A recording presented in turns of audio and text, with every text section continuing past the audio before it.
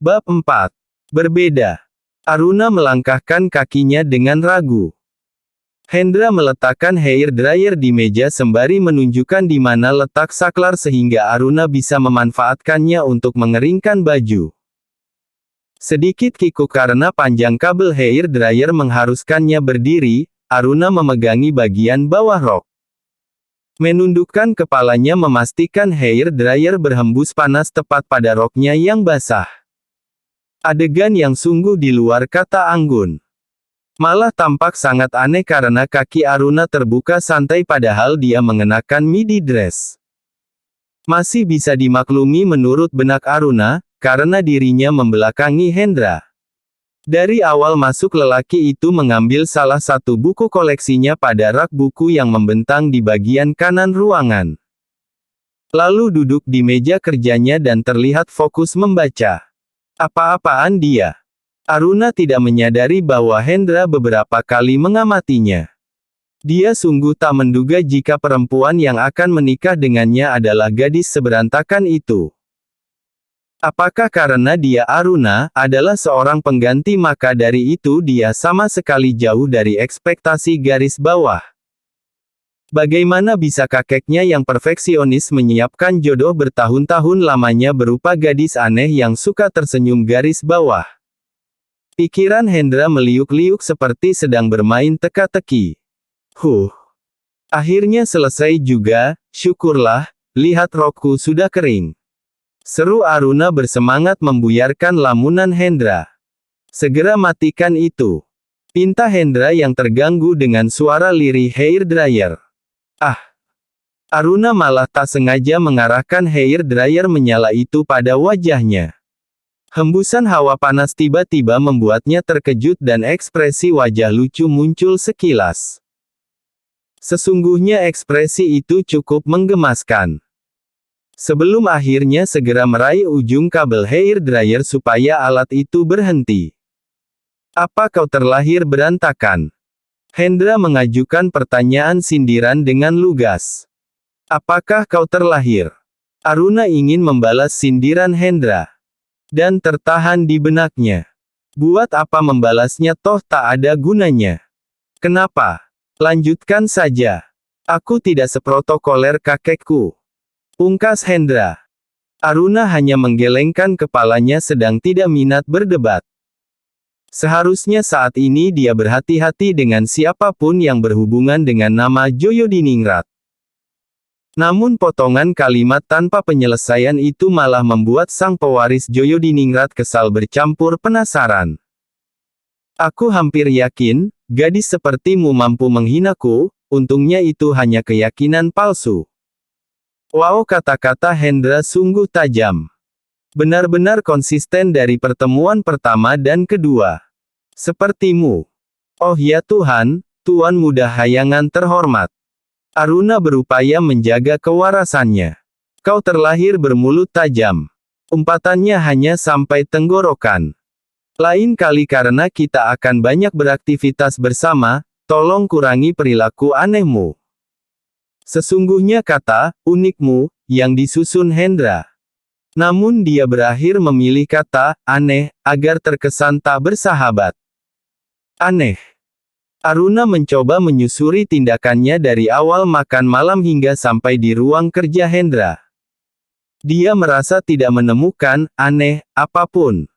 Aku hanya sedang kurang nyaman dengan riasan dan baju yang kukenakan.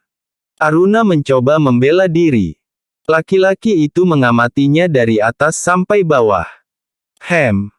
Jangan-jangan kau kenakan flat shoes karena tidak bisa menggunakan high heels. Iya. Iya Tuhan. Sepenting apa high heels dalam kehidupan Joyodiningrat? Imbu Aruna. Sudah kuduga. Pernyataan Hendra menancapkan ekspresi kemenangan tersendiri. Sebelum menambahkan bumbu kalimat pedas yang lain. Lelaki itu berhenti sejenak melihat handphone. Ada pesan masuk padanya.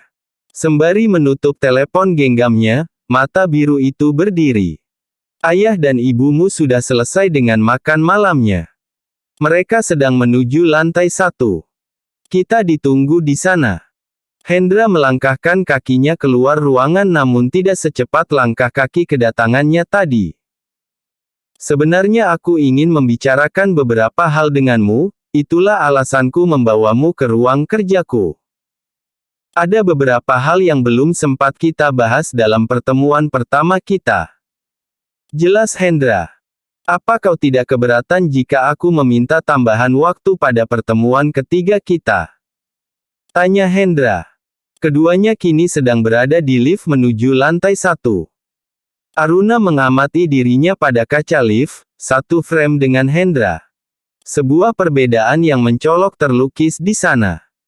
Hendra tinggi tegap, bahkan bahunya saja tepat di atas daun telinga Aruna. Mereka sama-sama mengenakan batik tetapi nuansanya jauh berbeda. Aruna mungil seperti aksesoris etnik lokal sedangkan Hendra layaknya produk import branded. Logika Aruna tidak jauh-jauh dari apa yang dia geluti yakni pembuat pernak-pernik. Kau tidak mendengar perkataanku. Hendra jengkel diabaikan. Iya. Apa? Aruna terbangun dari cocok loginya yang absurd. Hendra meliriknya dengan tatapan tajam berpadu ekspresi jengkel. Aruna tidak berani melihatnya langsung namun ekspresi itu tertangkap kaca lift. CEO muda Joyo Makmur Group, si pusat perhatian, tidak pernah terabaikan, selalu didengar dan diikuti perkataannya. Dalam waktu kurang dari 1 jam sudah 2 kali diperlakukan seperti figuran. Hendra merasa akan datang energi kesialan bersama dengan kehadiran perempuan mungil di sampingnya. Hendra menghela nafas ketika kalimat tajam yang sedang tersusun berhenti di pikirannya saja. Pintu lift terbuka-buka di waktu yang tepat. Menyisakan Aruna yang secepat kilat menjauh dari Hendra, berusaha menemukan keluarganya yang menunggu di lantai 1. Hari yang melelahkan, bukan karena lelah fisik namun lebih kepada lelah psikis. Bertemu dengan keluarga Joyodiningrat secara langsung sungguh membuat Aruna tidak bisa mengendalikan perilakunya apalagi berpikir jernih. Bahkan raut muka tiap anggota keluarganya semakin suram. Mobil Alphard hitam kebanggaan keluarga melaju dengan sunyi senyap, tidak ada riuh kehangatan seperti biasanya. Bahkan bisikan dialog ayah dan ibu yang duduk di belakang terdengar di telinga Arunan dan Kak Ananta yang sedang menyetir. Tadi ayah ngobrol apa dengan Gayatri? Suara ibu kecil, tak ingin didengar yang lain. Sekedar ingin tahu bagaimana kabarnya dan aku berharap dia bisa menerima Aruna dengan baik. Jawaban ayah menggiring pikirannya kembali ke momen percakapannya bersama Putri Tunggal Wiryo, Gayatri. Lesmana memanfaatkan kesempatan untuk sejenak menemui mantan nonanya. Nona yang cantik, tangkas dan ceria berubah menjadi perempuan tanpa ekspresi. Lesmana masih ingat masa-masa mereka tumbuh bersama. Bedanya Lesmana adalah asisten yang dipekerjakan sedangkan Gayatri adalah tuan putrinya. Nona, bagaimana kabar Anda? Sapa Lesmana ketika keduanya memiliki kesempatan bicara berdua setelah sesi makan malam usai. Kamu akan jadi besanku, hentikan memanggilku Nona. Aku sudah memperingatkanmu berkali-kali. Gayatri tersenyum getir mendengar panggilan yang kini jarang dia dengar. Bagaimana kabar Anda? Lesmana bertanya sekali lagi. Seperti yang kamu lihat aku baik-baik saja. Jawab singkat Gayatri. Anda banyak berubah, aku berharap Anda benar-benar dalam keadaan baik. Pernyataan menggelitik Lesmana. Membuat Gayatri menyadari arah bicaranya. Aku sudah cukup tua untuk kembali seperti dulu. Gayatri ingin menghentikan percakapannya. Tapi dia terusik penasaran dengan Lesmana yang sukarela menyerahkan putrinya. Mengapa kamu serahkan putrimu pada ayahku? Gayatri bertanya terang-terangan. Tidak ada pilihan lain ketika ayah Anda menginginkan sesuatu, siapa yang mampu menghentikannya?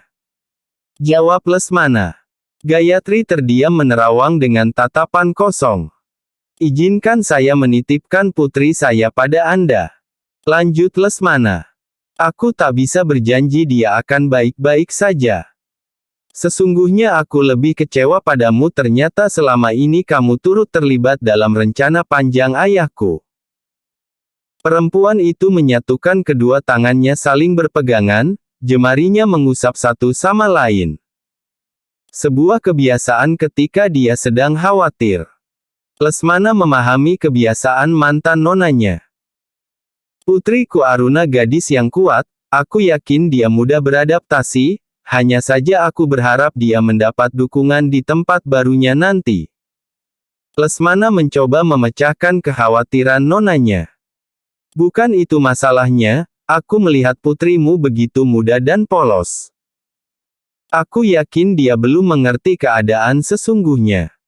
Aku lebih khawatir padamu, kau yakin dirimu siap menerima ini? Pernyataan Gayatri selayaknya peluru yang ditembakkan dan jatuh tepat di jantungnya.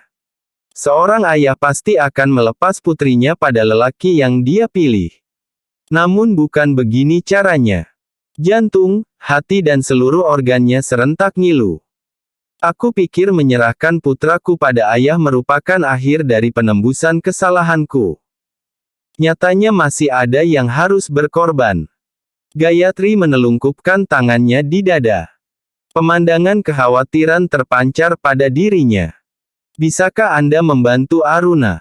Pinta Lesmana sekali lagi. Anda adalah titik awal semua keadaan ini. Lesmana melanjutkan ucapannya, mencoba menggugah empati lawan bicaranya. Gayatri tersenyum, senyum tipis yang memilukan. Kamu tetap ajudan terbaikku. Lesmana. Mana mungkin aku mengabaikan putrimu? Namun pernyataanmu perlu diralat. Gayatri dari awal percakapan tidak pernah melihat lawan bicaranya. Tiba-tiba mengarahkan pandangan pada mantan ajudannya. Aku bukan titik awal keadaan yang kau maksud. Setelah bertahun-tahun membuat dugaan, baru sekarang aku yakin firasatku benar.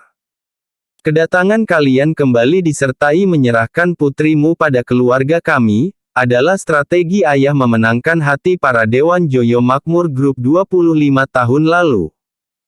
Gayatri mencoba menggali ingatan lawan bicaranya. Lesmana mengerutkan alisnya, dia masih belum benar-benar paham apa yang disampaikan Gayatri. Maaf, aku tidak mengerti maksud Anda. Lesmana meminta penjelasan. Runtut kembali ingatanmu. Apa kau lupa ayahku memiliki adik tiri? Ya, saya ingat. Saya hanya lupa kemana Bu Clara dan putranya. Adik tiri dari hubungan gelap kakekku. Tidak dipedulikan dan tapak tak berbahaya sampai dia hadir membawa putranya. Pemuda cemerlang, lebih potensial dibandingkan diriku, gadis dari keturunan resmi. Ucapan Gayatri seperti mantra yang mampu menggali potongan ingatan terlupakan. Lesmana tahu betul masa-masa berat yang dihadapi tuannya Wiryo, ketika semua dewan pemilik saham bersatu menyuarakan kelengserannya. Sebenarnya saham yang dimiliki oleh masing-masing anggota dewan tidak begitu banyak, bahkan berceceran di tiap-tiap anak perusahaan. Kecuali mereka berkumpul dan melakukan kesepakatan. Alasan mereka sungguh klise, yakni khawatir dengan penerus silsilah keluarga Joyodiningrat karena Wiryo hanya mempunyai anak perempuan. Jumlah total saham seluruh anggota dewan tentu saja tidak lebih dari kepemilikan tunggal keluarga Joyodiningrat, sayangnya seruan itu mampu mengguncang stabilitas Joyo Makmur Group. 3 tahun berturut-turut konflik itu tumbuh berkembang dan tenggelam berulang-ulang, akhirnya terselesaikan dengan tuntas di tahun ketiga. Ayahku mengetahui kehadiran Hendra sejak usianya 2 tahun, tepat ketika putri pertamamu lahir. Dan tak lama konflik itu teratasi. Ucapan Gayatri seperti taburan garam di atas luka. Aku pikir Pak Wiryo. Kalimat Lesmana belum terselesaikan. Kamu pikir dia baru tahu ketika aku pulang membawa putraku, bukan? Konfirmasi Gayatri. Lesmana mengangguk. Gayatri pulang membawa putranya yang berusia 5 tahun. Setelah kepulangan Anda, Ayah Anda memohon pada saya mengabulkan perjanjian pernikahan ini. Jadi artinya semua permintaan itu sudah dipersiapkan. Suara Lesmana bergetar. Bahkan pernikahanku yang tidak nyata bisa jadi nyata. Gayatri mengingatkan tidak ada kemustahilan di keluarganya. Dirinya yang mengandung tanpa suami ketika kembali ke tanah air mendapati fakta yang berbeda. Gayatri berubah status sebagai janda dengan 1 putra. Cerita yang terukir di halayak umum, dia menikah dengan teman sekampusnya di Columbia University lalu bercerai. Sehingga Hendra menyandang pewaris resmi Joyodiningrat. Bukti pernikahan, akta perceraian bahkan akta kelahiran Hendra nyata ada. Aku sudah dipilih dan disiapkan sejak awal, semua bukan kebetulan. Pak Wiryo benar-benar mewujudkan ambisi mencetak generasi penerus Joyodiningrat garis bawah. Lesmana berjalan terhuyung-huyung keluar dari mobil. Ananta segera membantu ayahnya menuju kamar. Dia menolak dipanggilkan dokter keluarga. Dia hanya ingin beristirahat. Bun, andaikan masih bisa aku berharap Alia mau menerima ikatan perjodohannya. Dia sudah kita persiapkan dengan cara berbeda dibanding saudara-saudaranya. Lompatan karirnya adalah bukti dirinya bermental bagus. Sedangkan Aruna, aku tak yakin si kecil baik hati kita mampu menghadapi keluarga Joyodiningrat. Dalam istirahatnya Lesmana beberapa kali mengigau. Suhu tubuh ayah Lesmana meningkat, sepertinya beliau syok dengan kenyataan yang sebenarnya.